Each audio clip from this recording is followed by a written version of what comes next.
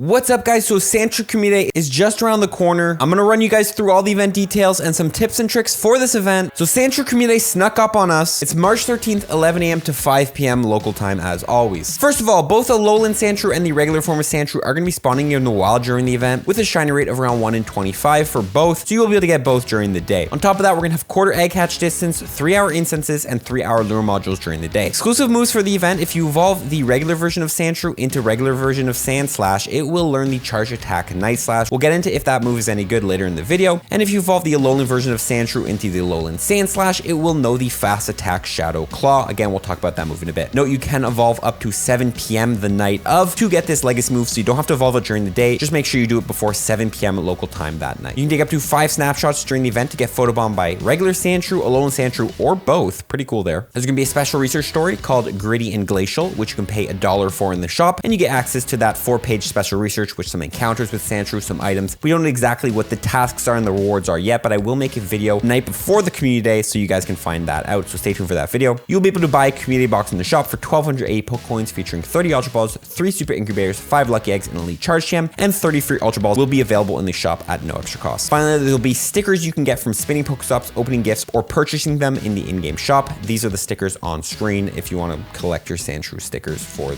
I don't know, whatever you do with your Sandshrew stickers. That's all the event details. We're going to hop right into the event tips and tricks as always, starting with the 100% IVs for Sandshrew. What's the 100% IVs, Daxie? I'll help you out. First, we're going to start with the regular form of Sandshrew. Now on screen is going to be Sandshrew's perfect IV chart. So this is going to show you what CP means Sandshrew is 100% IV from level 1 all the way to level 50. Obviously, you're not going to memorize this chart. That's just ridiculous. But there are some numbers you can memorize that will help you during the day. First of all, any Sandshrew you get from a research task during the day is going to be caught level 15. So 540 is going to be the 100% IV. You see a 540 from a research task Sandshrew, congratulations, you got 100% IV. Yeah. Now in the wild, it gets a little more complicated. If Sandshrew is not weather boosted, Sandshrew gets boosted in sunny weather, so any weather other than sunny weather. The highest level of Pokemon can be in the wild is level 30. So 1081, if you see that in the wild and it's not sunny weather, that's a guaranteed 100% IV, since that's the high CP you can possibly find in the wild, meaning it's the highest level 100% IV. If the weather is weather boosted, so if it's sunny weather, level 35 is going to be the highest, so 1171 is the 100% IV for Sandshrew. You can memorize those CPs, but if not, just catch as many Sandshrews as you can and hopefully you get the 100% IV. I want to note, even if you find like a 360 CP in the wild, it's not guaranteed to be level 10 100% IV. Could be a higher level Sandshrew with worse IVs, so take this chart with a grain of salt. Now if we want to take it the Alolan Sandshrew, this is going to be the 100% IV chart. Level 15 from research for the Alolan is going to be 554, so look out for that CP. If it is non-weather boosted, so if it's any weather other than snowy weather, because that's the only weather that Alolan Sandshrew gets boosted in, 1108 is going to be the 100% IV. And if it's weather boosted, so if it's snowy, 1201 is the 100% IV. So yeah, keep an eye out on those CPs. Honestly, the research one is the only one really worth memorizing. Note, if you don't end up catching the 100% IV during the day, I definitely recommend you guys go ahead and trade your Sandshrews. If you don't know, every time you trade a Pokemon, there's around a 5% chance that that Pokemon goes lucky. Lucky Pokemon are going to be half the amount of Stardust to power up, so cheaper on the Stardust, saving you Stardust, definitely worth it. And also the lowest the IVs can be on a lucky Pokemon is going to be 12, 12, 12. So I definitely recommend going ahead and mirror trading some Sandshrews if you don't end up getting the 100% IV during the day, because the amount of times I've gotten 100%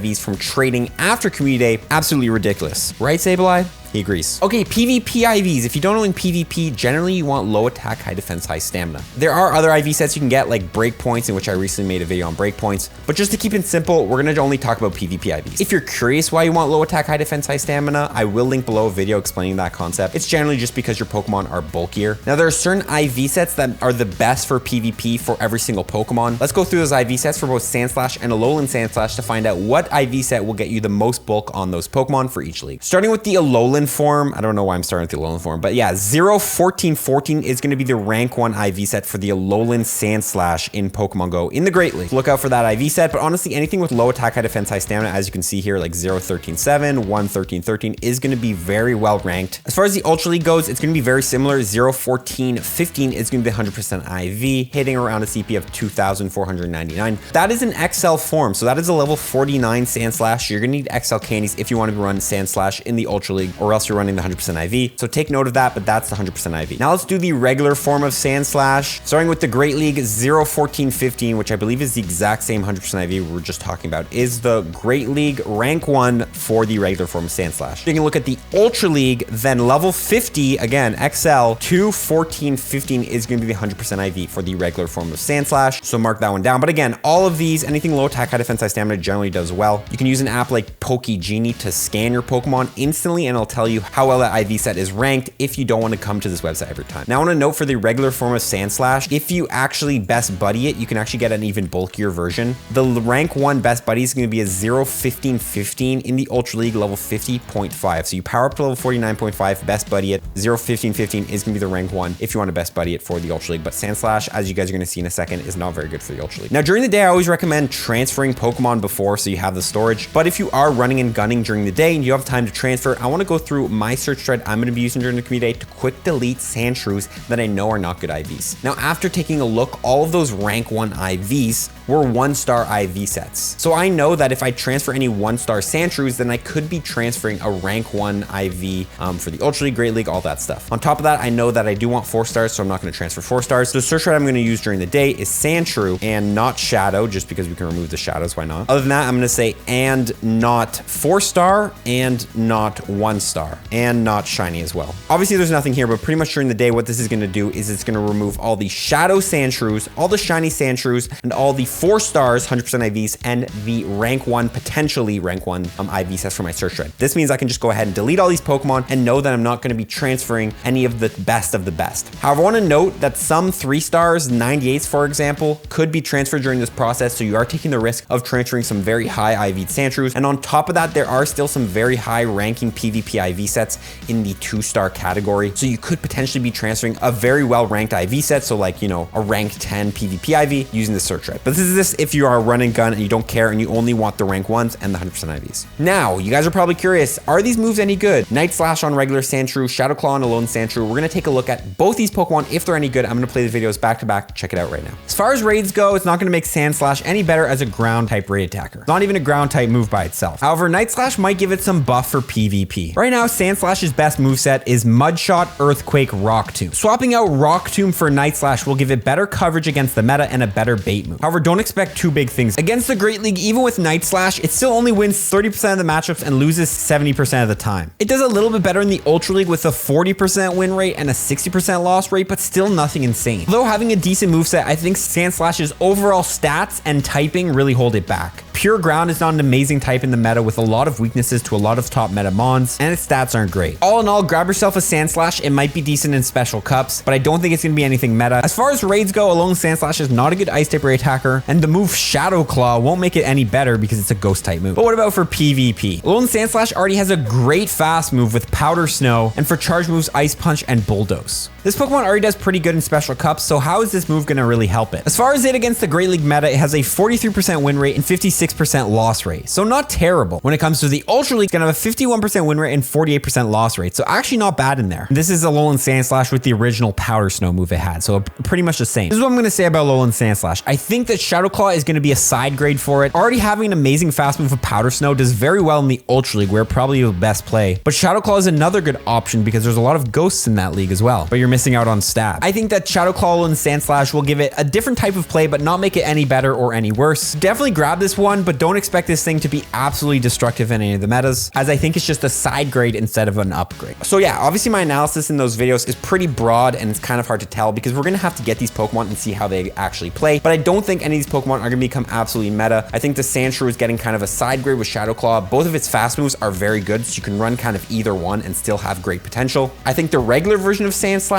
is going to be a little bit better because that is getting a big buff of getting Night Slash. That move's going to help it out a lot, but I think that its typing and stats just hold it back too much to become anything crazy. Now, I just want to say though, Alolan Sandslash, the non-evolved form, has actually had play in the past in some special cups, like the Holiday Cup, for example. So if you do get 100% IV, you can actually take that one to level 50, best buddied, and run it in the Great League during some special cups. It does have a decent moveset. I believe it has Powder Snow, Night Slash, and like Ice Punch. Not 100% sure, but that Pokemon is decent. So if you don't want to use the Sandslashes, go ahead and use the Alolan Sandshrew. Now, Mega Evolving during the day. If you don't know, when you Mega Evolve a Pokemon, any Pokemon you catch just shares a type with that Mega, you're getting 1 bonus candy. Community days only have usually 1 spawn, but today 2 spawns during the day, so it's very easy to target these spawns with a Mega. The Mega you're going to want to Mega Evolve is Mega Steelix. It is both a ground and steel type Pokemon, so it will be getting you extra candy for both the regular version of Sandshrew and the Alolan. That's really the only Mega I recommend Mega Evolving. If you don't have that Mega, the next best you can do is going to be a Mega like Mega Abomasnow, which is an ice type, so it will be hitting the Alolan Sandshrew. Okay, Incense is not worth doing anymore, guys. Usually I will go through a couple Incense tricks, but right now Incense is spawning 1 Pokemon every 5 minutes if you're stationary. Now, if you're moving, it does spawn 1 Pokemon every 30 seconds, so it can be worth it. If you're gonna go out, might as well run Incense. It is 3 hours. You'll be getting more spawns. You're already out, so you're already getting spawns. So that's like kind of counterintuitive. But I just want to say, if you're playing from home, guys, honestly, it's kind of gonna be hard for you guys. One spawn every 5 minutes is gonna be 12 spawns every minute plus whatever spawns you have around you. So honestly, I recommend if you can get out during the community day. I know it is still cold for a lot of you people. Up here in Canada, it's gonna be like -10, I believe, on the community day. So I'm definitely gonna be in the car, or maybe go to a lure. That might be your next best play. Okay, platinum medals. If you don't, you need 35 platinum medals to go from level 48 to 49 in Pokemon Go. As always, we're gonna go through what platinum medals to grind, because these medals are not gonna be easy to get once you hit level 48 and you don't have them. What medals can we go after? First of all, the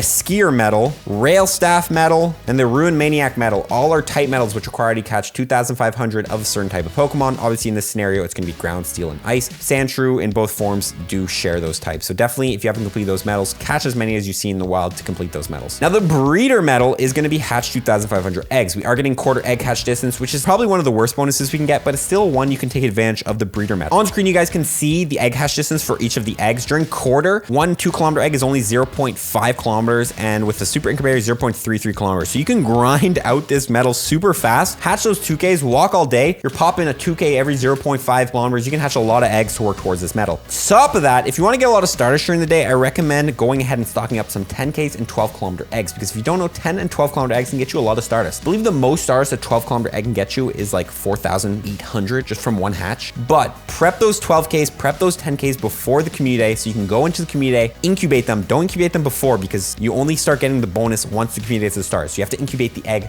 once the community day has started. Go ahead and hatch them. Make sure you have a star piece on when they're all hatching. You get a lot of starters. It's a very good trick. Shout out to the trainer club. He's the one who always recommends it. But I'm just mentioning to you guys, because if you want to get the Stardust, might as well hatch those 12Ks. You are getting 5 snapshots during the day. As always, I recommend doing them just to work on your cameraman medal. If you haven't completed it, have 400 surprise encounters in Go Snapshot. Very self-explanatory. And the final medal I recommend is going to be the Picnicker medal. Use a lure module to help any trainer catch 2,500 Pokemon. It is community day. Plenty of trainers are going to be out, and we are getting 3-hour lures. So go to a busy area. As always, be the first one there to drop a lure, so trainers are going to be catching Pokemon off your lures all day and helping you out towards your end goal, and you can take advantage of them. Just kidding. Be a nice person. But yeah, use lures in busy areas, and you can work on your Picnic medal, because plenty of people are going to be using your lures. On top of that, if you're curious what lure to use, definitely the Glacial is going to be the best one in my opinion. Glacial is going to be boosting spawns for ice-type Pokemon like the Alolan Sandshrew, and also it will be spawning faster than the regular purple lure. I don't know exact spawn speeds. I believe the purple lure is like 1 every 5 minutes, and the